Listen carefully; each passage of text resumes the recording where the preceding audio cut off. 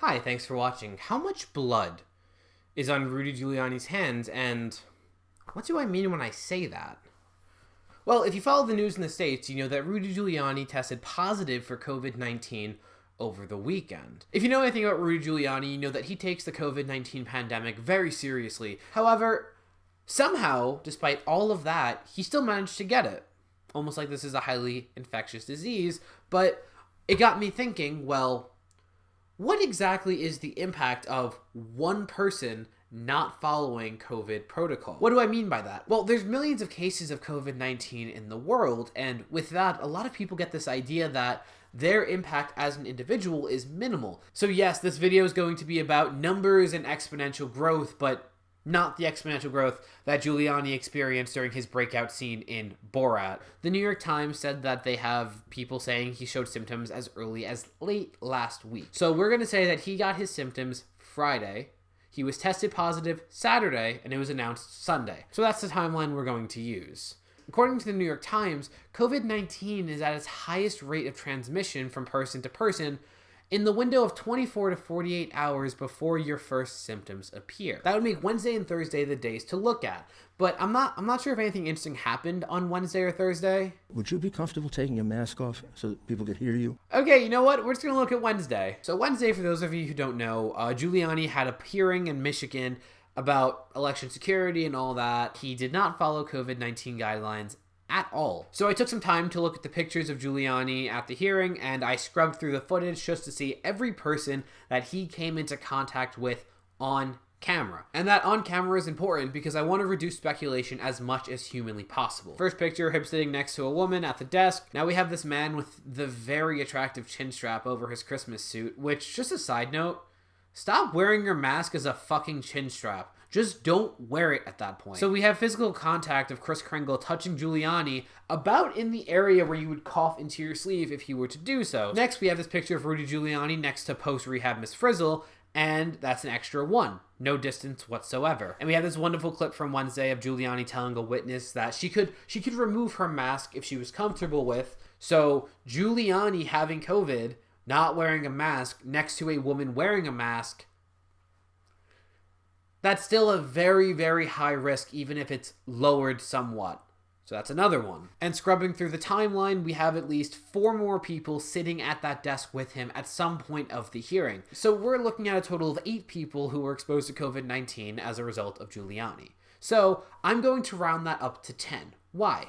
2 big reasons. One, I did this math at 5:30 in the morning because I had this idea at 5:30 in the morning and I really wanted to go to bed, so I wanted to start with an even number. But 2, and more importantly, the fact that Giuliani is showing absolutely no concern over COVID-19, I think it's safe to say that he exposed at least 2 more people off camera at some point. I think, if anything, I am being extremely generous and extremely conservative by rounding it by 2. So September 23rd, it was stated that 90% of Americans had not been exposed to COVID-19 yet. So we're a little over 2 months later. I'm going to change that number to 80 for the purposes of this. Why? Again, I'm trying to be as conservative as possible because I don't want to blow up the numbers. So there were 10 people that were assuming Giuliani exposed to COVID on Wednesday. We're going to take 80% of that for 8. Yes, now we're going to the knee-deep number part. Keep it in your pants. I know, this is exciting stuff, but don't worry, it's getting somewhere. So with Wednesday, we're looking at 8 minimum, and that's all we're going to use. So of all 8 people, none were wearing masks. So we can safely assume that none follow COVID protocols on the daily. And the one who did wear the mask, well, she was still within 6 feet of people without masks. So through choice or not, she still is observed to not be following COVID guidelines. If Rudy Giuliani exposed 8 people to COVID-19 in a 4-hour period, I feel comfortable saying that all 8 of those people would do the same amount of damage throughout their entire infection. So they each expose 8 people. Okay? Well, that means that 64 people would at some point contract COVID from the 8 people at the hearing. So that means you have 72 exposures that would not have happened had Giuliani wore a mask and been distanced. Let's take this a little further. So it takes 4 to 14 days for symptoms to occur with COVID. 4 days. That means the people who got COVID on Wednesday would be experiencing symptoms right now. right? But let's take it a little further. At that point, we're at the general population. At that point, we're including people who are more cautious. We're at a point where we can no longer assume that they will all be super spreaders. So let's say that each of those people spreads it to 3 people. So 64 times 3 is 192. Add that to our original 72, you now have a total of 264 cases that would not have been there had it not been for Giuliani. So that last wave, 192, we're going to take it one step further. Let's say all of those people are extremely careful. They only each infect 2 people. That brings our grand total to 648. So let's go with the popular stat of COVID deniers. 1% of people die from coronavirus. True or not, that's the argument, so let's use that. That's 6 people that could die because of one person. And if you think my numbers are crazy, they're not. The BBC estimated that coronavirus cases can double every 3 to 4 days if left unregulated. And Giuliani didn't exactly regulate it. So, no, the number really can be that big. Is it going to be in practice? Probably not. I would hope not. But it's possible.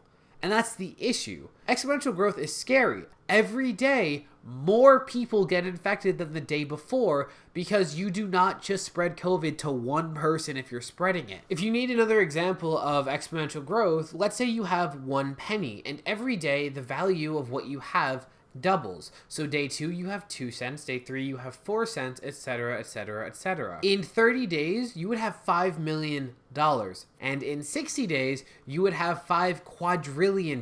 This entire outbreak, this entire pandemic, everything we see in the world, that all started with one person. One person. There was a patient 0 for COVID. So to say that Giuliani could down the line lead to thousands of cases, that is not an outrageous statement in the slightest. You can't say that you don't understand how things are so bad.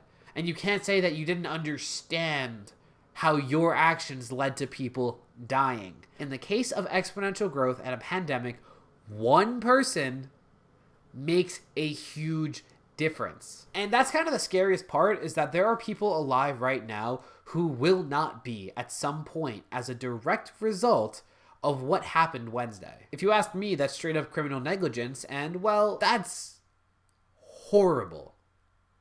But well, Giuliani doesn't care because, you know, most of us normal people can't just ask the president for a pardon whenever we want to get away with something, right?